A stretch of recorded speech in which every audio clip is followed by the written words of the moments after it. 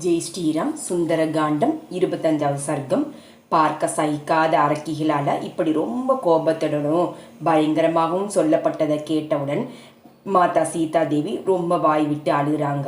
ராட்சசிகளால் இப்படி சொல்லப்பட்ட நல்லியல்பையுடைய சீத்தை ரொம்பவும் பயந்து நடுங்கியது போல கண்ணீர் பெருக குரல் தழுத்தழுக்க சொல்கிறாங்க.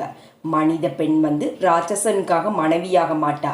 உங்கள் இஷ்டம் போல என்னை கொன்று விடுங்க. நீங்கள் கூறியபடியே நான் செய்ய மாட்டேன். ராட்சசிகளிடம் மாட்டிக்கொண்டிருந்தவளும் துக்கம் தாழாமல் தவிப்பவளும் ராவணனால் பயமுறுத்தப்பட்டவளும் அமரர் அணங்கு போன்றவளுமான சீத்தை நிம்மதியை அடையலை.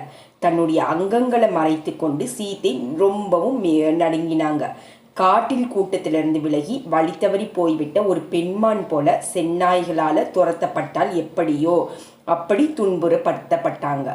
அப்படி அசோக மரத்தில் மலர்ந்த புஷ்பங்கள்லேருந்து ஒரு பெரிய கிளையின் அருகே போய் உடைந்த மனசுடன் வருத்தம் மேலிட கணவரை பற்றி சிந்திக்க தொடங்கிறாங்க மாதா சீதாதேவி.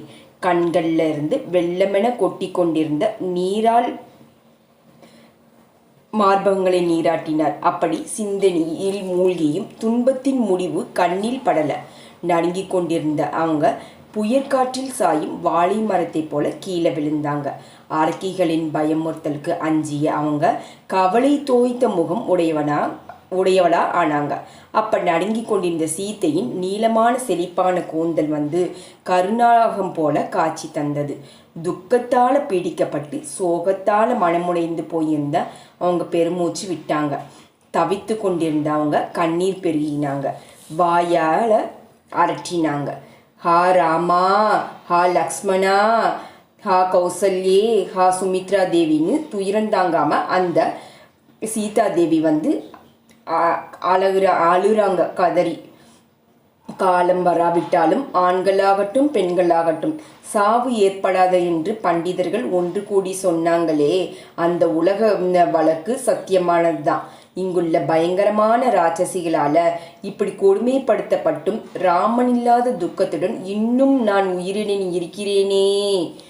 கடல் நடுவில் சென்று கொண்டிருக்கும் பாரம் நிரம்பிய படகு காற்று வேகத்தால் தாக்கப்பட்டு மூழ்குவதைப் போல கொஞ்சம் கூட புண்ணியம் செய்தவளோ உதவி செய்ய யாரும் இல்லாதவனுமான நான் ஒரு அனாதையாய் போல் உயிரை விட போறேன். ஆற்று வெள்ளத்தால் இடித்து தள்ளப்படும் ஆற்றங்கரை போல என்னுடைய கணவரை பார்க்காததும் ராட்சசிகளால் பிடியில் சிக்கியும் உள்ள நான் மடிய போறேன். தாமரை இதழ் போல விரிந்த கண்களை உடையவரும் சிங்கத்தை போல வீரமாக நடந்து செல்பவரும் செய்நின்றி மறவாதவரும் அன்பொழுக பேசுகிறவருமான என் கணவரை பார்ப்பவர்கள் புண்ணியசாலிகள். எல்லாவற்றையும் முழுவதுமா அறிந்த ராமன் இல்லாமல் நான் உயிரோடு இருப்பது என்பது கொடிய விஷத்தை சாப்பிட்டவன் நிலைக்கு ஒப்பானதுதான்.